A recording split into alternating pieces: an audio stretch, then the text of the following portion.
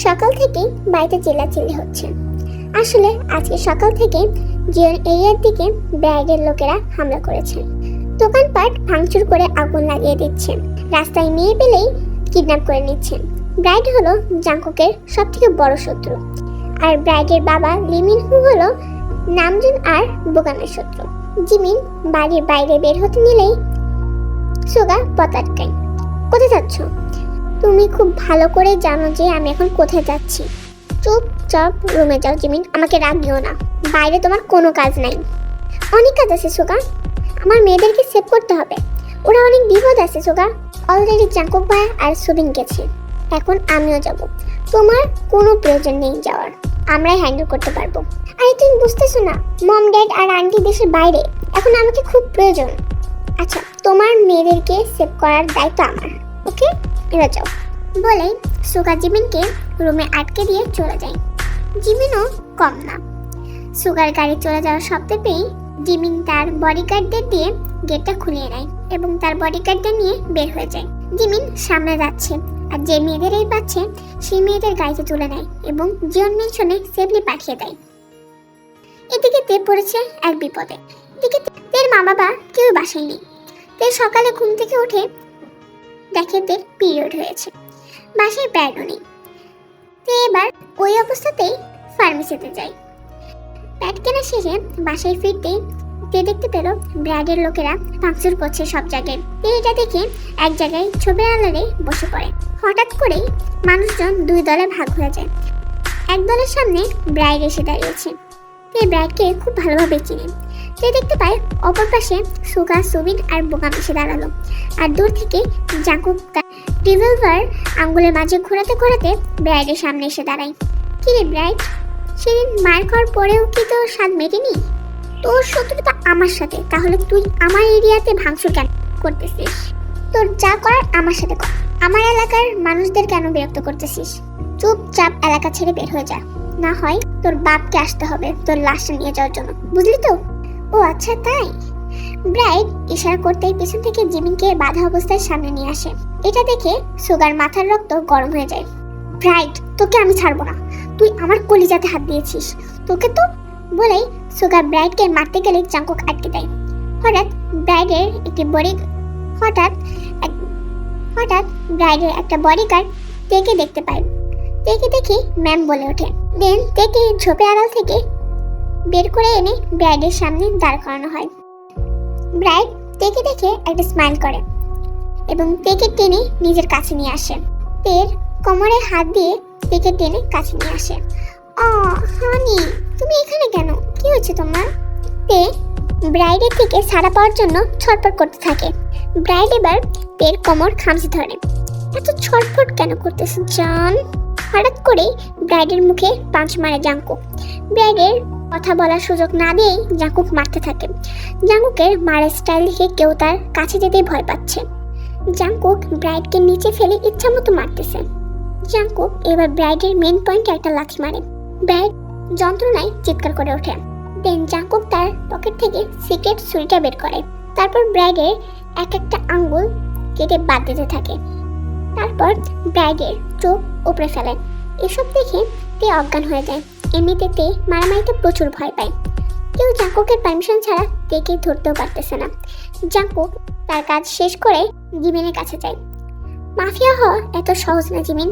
বলতে বলতেই জিমিনকে বাঁধন থেকে মুক্ত করে দেয়। তারপর তের কাছে যেয়ে তেকে কোলে তুলে নিয়ে গাড়িতে নিয়ে যেয়ে বসায়। দেন ফুল স্পিডে গাড়ি চালিয়ে জিয়ন মেনশনে চলে যায়। জিয়ন মেনশনের সামনে গাড়ি পার্ক করে তেকে কোলে তুলে জাংকুকের রুমে নিয়ে যায়। জাংকুক তেকে বিছানায় রেখে শাওয়ার নিয়ে আসে। শাওয়ার নিয়ে এসে ড্রেস চেঞ্জ করবে, তখনই দেখে বিছানা রক্তে লাল হয়ে গেছে। ও শিট, এটা কি এখনই হওয়ার ছিল? দেন জাংকুক তেকে ফ্রেশ করিয়ে চেঞ্জ করে দেয়। জাংকুকের ফ্যামিলি ডক্টর তেকে দেখে যাওয়ার প্রায় 8 ঘন্টা পর তে পিট করে চোখ খোলে। চোখের সামনে জাংকুককে পলক্ষীনভাবে তাকিয়ে থাকতে দেখে তে ভয় পেয়ে যায়। ব্রাইড, তোমার কি হয় তে? ব্রাইড? হ্যাঁ ব্রাইড। ব্রাইড তো আমার। ব্রাইড তোমার কে হয়? আসলে ব্রাইডের সাথে আমার ফ্যামিলি আমার বিয়ে ঠিক করে রেখেছে। What the hell is this তে? জাঙ্কুক এবার তের মুখ চেপে ধরে। তুমি বলেছিলে যে বাসে জানাতে হবে না, বাসে প্রবলেম হবে। এই তোর প্রবলেম? হ্যাঁ, আমার সাথে রিলেশনে থেকে তুই আরেকজনকে বিয়ে করবি? এত ইজি? আমি তোকে বিশ্বাস করেছিলাম যে তুই আমাকে ভালোবাসিস, কিন্তু তুই কি করলি? তুই চাইলেও আমাকে বিয়ে করতে হবে, আর না চাইলেও তোকে আমাকেই বিয়ে করতে হবে, বুঝেছিস? তারপর জাঙ্কুক তেকে ছেড়ে দেয়। আসলে শোনো, আমার কথাটা শোনো। তোর কোনো কথাই আমি শুনতে যাচ্ছি না। আমি মেকআপ আর্টিস্টকে পাঠিয়ে দিচ্ছি, চুপচাপ রেডি হবে, একটু পর আমাদের বিয়ে। হোয়াট? বিয়ে? এভাবে কি বিয়ে হয় জাঙ্কুক? জাঙ্কুক কোনো কথা না বলেই রুম থেকে বের হয়ে যায়।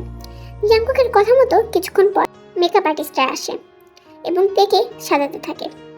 তেও কোনো কথা বলে না। সাজানো শেষ হলে তেকে নিচে নিয়ে যাওয়া হয়। কিছুক্ষণের মধ্যেই বাড়িটাকে অনেক সুন্দর করে সাজানো শেষ। বিয়ে পড়ানো শুরু হয়ে যায়। তেকে কবুল বলা হলে তে কিছুক্ষণ চুপ থাকে, তারপর কবুল বলে দেয়। সে ভাবে যে সে জাঙ্কুককে ভালোবাসে, তাকে সারা জীবনের জন্য পেতেও চেয়েছিল, কিন্তু তাই বলে এইভাবে না। তের কবুল বলা শেষ হলে জাঙ্কুকও কবুল বলে দেয়। বিয়ে সম্পন্ন হয়। বিয়ে শেষে তে জাঙ্কুকের রুমে দিয়ে আসে।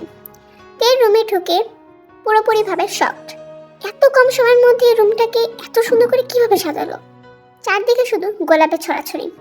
তে রুমে ঢুকতেই বেলি ফুলের সুবাস পেল, বা হয়তো বা বেলি ফুলও আছে। যাই হাত, ঘুমটা আড়াল থেকে তেমন কিছু দেখা যাচ্ছে না। রাত বাজে 2টা।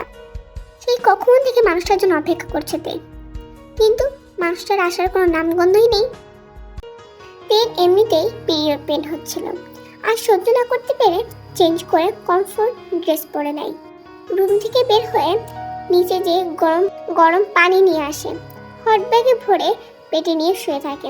হঠাৎ করে দরজা খুলে জাঙ্কুক ঠুলতে ঠুলতে রুমে ঢোকে। এই দেখে তে জাঙ্কুকের কাছে যায়।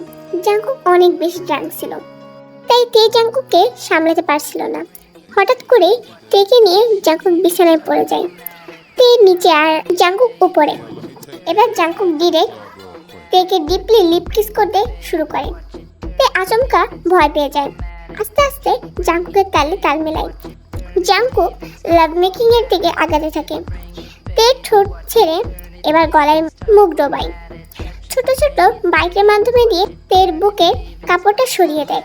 আবারও তের ঠোঁটের স্বাদ দিতে নিতেই তের ব্লাউজ খুলে ফেলে। এবার তের ঠোঁট ছেড়ে তের বুকে ডুব দেয়। তের বুকে ভালোবাসার পরশ এঁকে দিতে থাকে জাঙ্কুক।